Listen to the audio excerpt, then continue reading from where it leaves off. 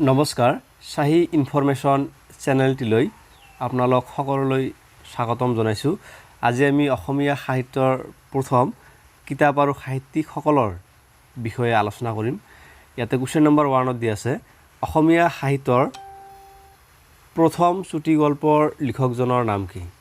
ইয়াৰে শুদ্ধ এনসাৰটো হ'ল অপশ্যন নম্বৰ এ, লক্ষ্মীনাথ বেজবৰুৱা হ'ল অসমীয়া সাহিত্যৰ প্ৰথম চুটি গল্পৰ লিখক। নেক্সট কুৱেশ্যন, অসমীয়া সাহিত্যৰ প্ৰথম কথা কবিতাৰ লিখকজনৰ নাম কি? ইয়াত অপশ্যন 4টা দিয়া আছে। ইয়াৰে শুদ্ধ এনসাৰটো হ'ল option number D, Jatindranath Duwara হ'ল অসমীয়া সাহিত্যৰ প্ৰথম কথা কবিতাৰ লিখক। নেক্সট, অসমীয়া সাহিত্যৰ প্ৰথম ঐতিহাসিক উপন্যাসখনৰ নাম কি? অপশ্যন 4টা দিয়া আছে, ভানুমতী, লাহৰী, জলপদ্ম, লিটিকাই। ইয়াৰে শুদ্ধ এনসাৰটো হ'ল অপশ্যন নম্বৰ এ, ভানুমতী হ'ল অসমীয়া সাহিত্যৰ প্ৰথম ঐতিহাসিক উপন্যাস। নেক্সট কুৱেশ্যন, অসমীয়া সাহিত্যৰ প্ৰথম আধুনিক নাটকখনৰ নাম কি? অপশ্যন 4টা দিয়া আছে, বেলিমাৰ, জয়মতী, সুৰভি, ৰাম নৱমী। ইয়াৰে শুদ্ধ এনসাৰটো হ'ল অপশ্যন নম্বৰ ডি, ৰাম নৱমী। নেক্সট কুৱেশ্যন, অসমীয়া সাহিত্যৰ প্ৰথম শিশু উপন্যাসখনৰ নাম কি? ইয়াত অপশ্যন 4টা দিয়া আছে, পাতালপুৰী, মৰমৰ দেউতা, জলপদ্ম, জুনুকা। ইয়াৰে শুদ্ধ এনসাৰটো হ'ল অপশ্যন নম্বৰ এ, পাতালপুৰী হ'ল অসমীয়া সাহিত্যৰ প্ৰথম শিশু উপন্যাস। নেক্সট কুৱেশ্যন, যে অসমীয়া সাহিত্যৰ প্ৰথম আত্মজীৱনীখনৰ নাম কি? ইয়াত অপশ্যন 4টা দিয়া আছে, বুঢ়ী আইৰ সাধু, মোৰ জীৱন সোৱৰণ, পদুম কুঁৱৰী, ৰামনৱমী। ইয়াৰে শুদ্ধ এনসাৰটো হ'ল অপশ্যন নম্বৰ ডি, মোৰ জীৱন সোৱৰণ হ'ল অসমীয়া সাহিত্যৰ প্ৰথমখন আত্মজীৱনী। নেক্সট, অসমীয়া সাহিত্যৰ প্ৰথম গদ্য লিখকজনৰ নাম কি? অপশ্যন 4টা দি আছে, ভৱেন্দ্ৰনাথ শইকীয়া, ভট্টদেৱ, হেমবৰুৱা, শংকৰদেৱ।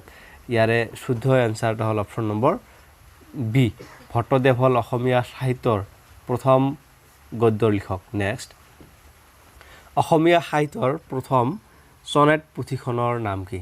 ইয়াতে অপশ্যন 4টা দিয়া আছে, সাৰথী, প্ৰতিমা, প্ৰিয়তমাৰ চিঠি, মনময়ূৰী। ইয়াৰে শুদ্ধ এনসাৰটো হ'ল অপশ্যন নম্বৰ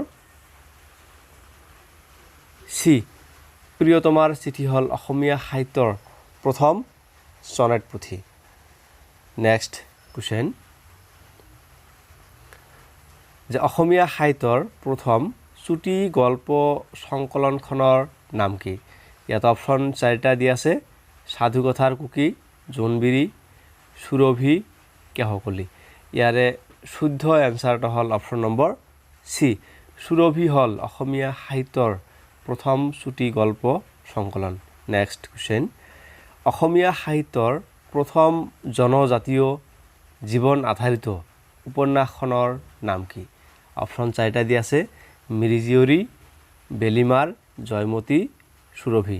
ইয়াৰে শুদ্ধ এনসাৰটো হ'ল অপশ্যন নম্বৰ এ, মিৰি জীয়ৰী হ'ল অসমীয়া সাহিত্যৰ প্ৰথম জনজাতীয় জীৱন আধাৰিত উপন্যাস। নেক্সট কুৱেশ্যন, প্ৰথম ৰোমান্টিক কবিতা পুথিখনৰ নাম কি? প্ৰতিমা, বিনবৰাগী, বনকুঁৱৰী, প্ৰহৰী। ইয়াৰে শুদ্ধ এনসাৰটো হ'ল অপশ্যন নম্বৰ চি, বনকুঁৱৰী হ'ল প্ৰথম ৰোমান্টিক কবিতা পুথি। ইয়াৰ শুদ্ধ এনসাৰটো হ'ল option number C. Next question, প্ৰথম দৈনিক বাতৰি কাকতখনৰ নাম কি? অপশ্যন 4টা দিয়া আছে, দ্য বেংগল গেজেট, দৈনিক বাতৰি, প্ৰতিদিন টাইম, দৈনিক অসম। ইয়াৰে শুদ্ধ এনসাৰটো হ'ল অপশ্যন নম্বৰ বি, দৈনিক বাতৰি, যে প্ৰথম দৈনিক বাতৰি কাকতখনৰ নাম। নেক্সট কুৱেশ্যন, যে অসমৰ প্ৰথম গৱেষণা গ্ৰন্থখনৰ নাম কি? ইয়াত অপশ্যন 4টা দিয়া আছে।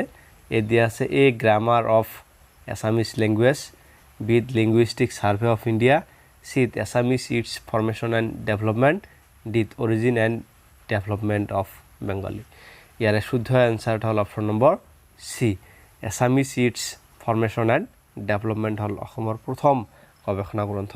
নেক্সট, অসমীয়া সাহিত্যৰ প্ৰথম সাহিত্যিক পেঞ্চনাৰ জনৰ নাম কি ইয়াত অপচন 4টা দিয়া আছে পদ্মনাথ গোহাঁই বৰুৱা লক্ষ্মীনাথ বেজবৰুৱা চন্দ্ৰকুমাৰ আগৰৱালা ভৱেন্দ্ৰনাথ শইকীয়া ইয়াৰে শুদ্ধ এনসাৰ হ'ল অপচন নম্বৰ এ পদ্মনাথ গোহাঁই বৰুৱা হ'ল অসমীয়া সাহিত্যৰ প্ৰথম সাহিত্যিক পেঞ্চনাৰ নেক্সট কোৱেশ্চন যে অসমীয়া সাহিত্যৰ প্ৰথম শিশু আলোচনীখনৰ নাম কি ইয়াত অপচন 4টা দিয়া আছে মৰমৰ দেউতা লৰা বন্ধু সফুৰা প্ৰতিমা ইয়াৰে শুদ্ধ এনসাৰটো হ'ল অপচন নম্বৰ বি লৰা বন্ধু হ'ল অসমীয়া সাহিত্যৰ প্ৰথম শিশু আলোচনী যদি ভিডিওটো ভাল লাগে নিজৰ বন্ধু বান্ধৱীসকলৰ লগত শ্বেয়াৰ কৰিব আৰু যদি চেনেলটো সাবস্ক্ৰাইব কৰা নাই সাবস্ক্ৰাইব কৰি বেল আইকনটো অন কৰি ল'ব thank you very much for watching again thank U